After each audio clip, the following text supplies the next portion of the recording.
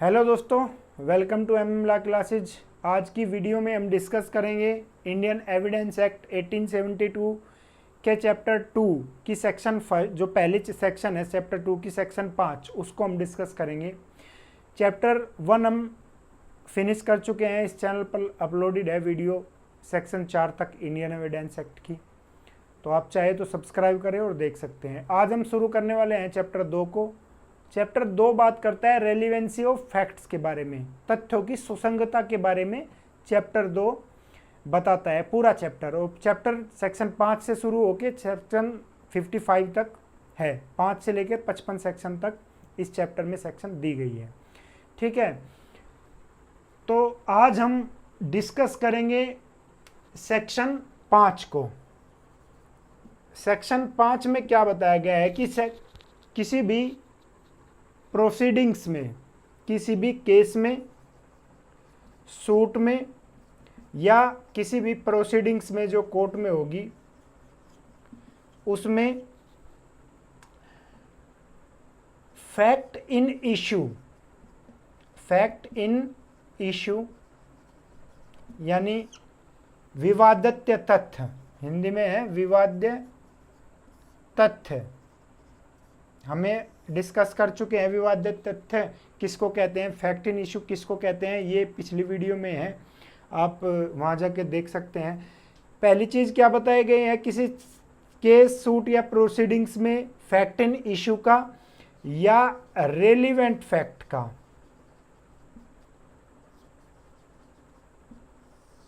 का एविडेंस दिया जा सकता है। किसका एविडेंस दिया जा सकता है, या तो फैक्ट इन इशू का या रेलिवेंट फैक्ट का।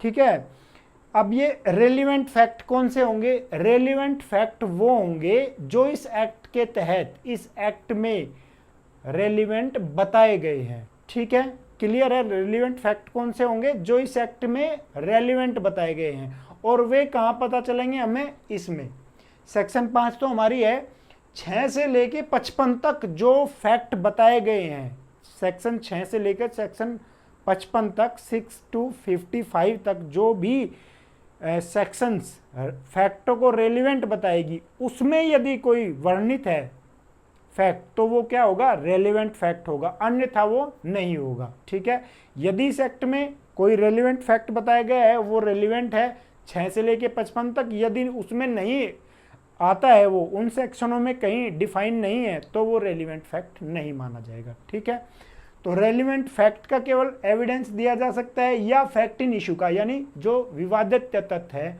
उनका एविडेंस दिया जा सकता है, या तो उस तथ्य को एग्जिस्टेंस के लिए या नॉन एग्जिस्टेंस के लिए, उस तथ्य के अस्तित्व के लिए या उसका अस्तित्व नहीं है उसके लिए। ठीक है, केवल ये बात सेक्शन 5 कहती है। साधारण भाषा में मोटे तौर पर आप सेक्शन 5 को इस तरह कह सकते हैं कि केवल जो काम की बात है उसका ही एविडेंस दिया जाएगा। काम की बात कौन सी होगी? काम की बात दो चीज़ों में बताई गई है, फैक्ट इन इशू और relevant fact. Fact in issue क्या होंगे वो हमें पीछे पढ़ा है कि फैक्ट इन इशू क्या होंगे, और रेलिवेंट फैक्ट क्या होंगे? रेलिवेंट फैक्ट वो होंगे जो सेक्शन 6 से सेक्शन 55 तक हम आगे पढ़ेंगे। उनमें से यदि कोई फैक्ट है तो रेलिवेंट है, नहीं तो नहीं है। अब क्वेश्चन किस किस तरह से पूछे जाते हैं इसमें? सबसे पहली चीज पूछी जा सकती है कि चैप्टर 2 किससे रिलेटेड है? रेलिवेंसी ऑफ फैक्ट के ऊपर है चैप्टर 2। चैप्टर 2 में कौन सी सेक्शन से कौन सी सेक्शन तक है? सेक्शन 5 से लेके सेक्शन 55 तक है। अगला क्वेश्चन बना है, आया हुआ है पहले भी, कि किन फैक्ट्स का सबूत, एविडेंस दिया जा सकता है? किन का दिया जा सकता है? फैक्ट इन इशू और दूसरा रेलिवेंट फैक्ट, ये दोनों का एविडेंस दिया जा सकता है। अगला क्वेश्चन, किस सेक्शन के तहत दिया जा सकता है रेलिवेंट फैक्ट का और फैक्ट इन इशू का? सेक्शन 5 के तहत दिया जा सकता है। ठीक है, फिर एक क्वेश्चन और बनता है कि अब हम ये पढ़ रहे हैं रेलिवेंसी के बारे में, लेकिन अगले जो 55 से आगे जब हम बढ़ेंगे एविडेंस एक्ट में, तो हम पढ़ेंगे एडमिसिबिलिटी के बारे में, ग्राह्यता के बारे में, यानी कोर्ट ग्रहण करेगा या नहीं करेगा। ग्राह्यता, एडमिसिबिलिटी या रेलिवेंसी, दोनों अलग अलग चीज है या एक ही चीज है? एक चीज नहीं है, दोनों अलग अलग चीजें हैं। ठीक है, ग्राह्यता और ये रेलिवेंसी, सुसंगता, ये दोनों ही अलग अलग चीजें हैं। ठीक है, ना ही एक दूसरे के पर्यायवाची है, दोनों भिन्न है, दोनों सहविस्तृत नहीं है। ठीक है, तो ये क्वेश्चन बन सकता है कि क्या ये दोनों सहविस्तृत है? नहीं है। क्या ये दोनों समान है? नहीं है, भिन्न भिन्न है, अलग अलग चीजें हैं। एक तथ्य रेलिवेंट हो सकता है लेकिन वो एडमिसेबल होगा या नहीं, ये भी अलग चीज है। जरूरी नहीं है वो एडमिसेबल हो जो रेलिवेंट है, और जो रेलिवेंट है वो एडमिसेबल नहीं, जो एडमिसेबल है जरूरी नहीं है वो रेलिवेंट हो। ठीक है, तो ये क्वेश्चन पूछा जा सकता है। अब मेंस में कई बार क्वेश्चन इससे बना है, किससे? ग्राह्यता से और सुसंगता से। सुसंगता और ग्राह्यता दोनों एक ही चीज है, अलग अलग है, इसकी विवेचना करने के ऊपर। एक केस है राम बिहारी यादव, राम बिहारी यादव का केस है। ये राम बिहारी यादव वर्सेस स्टेट में सुप्रीम कोर्ट ने कहा था कि सुसंगता, रेलिवेंसी और एडमिसिबिलिटी दोनों भिन्न भिन्न है, दोनों एक समान नहीं है। जरूरी नहीं है कि जो सुसंगत है वो ग्राह्य भी होंगे, और जरूरी नहीं है जो ग्राह्य हो वो सुसंगत भी होंगे।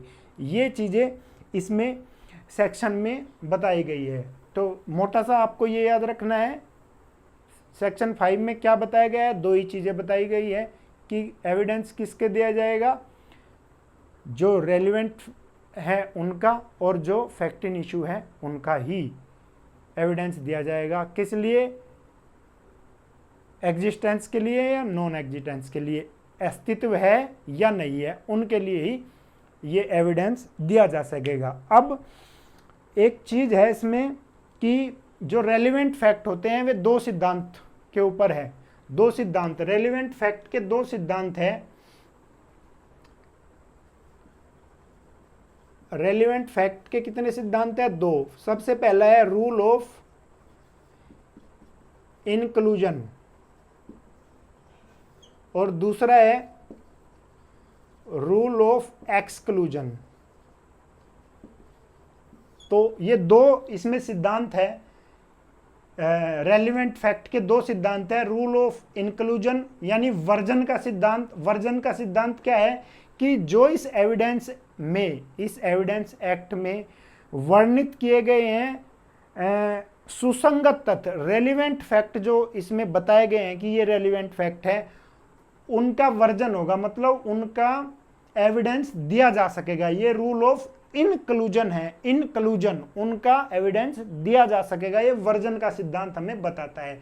और रूल ऑफ एक्सक्लूजन क्या है कि जो इस एक्ट में ऐसा सुसंगत नहीं है उनका एविडेंस नहीं दिया जाएगा। ठीक है, यही बात है। दो सिद्धांत है रेलिवेंसी के, रेलिवेंट फैक्ट के दो सिद्धांत है, रूल ऑफ इंक्लूजन और रूल ऑफ एक्सक्लूजन। ये इसके सिद्धांत मेन के लिए, मेंस एग्जाम के लिए आपके ये काम के हैं, इनके बारे में आप लिख सकते हैं। तो एक केस इसके रिलेटेड यही है, राम बिहारी यादव वर्सेस स्टेट। कई बार एग्जाम में भी पूछा गया है कि किससे संबंधित है। सेक्शन 5 रेलिवेंट फैक्ट और फैक्ट वो ग्राह्यता में अंतर से संबंधित है, ग्राह्यता और ये सुसंगता से संबंधित है केस। ठीक है, तो आज की वीडियो में इतना ही, छोटा सा एक टॉपिक है लेकिन काम का है, इससे एग्जाम में क्वेश्चन पूछे जाते हैं।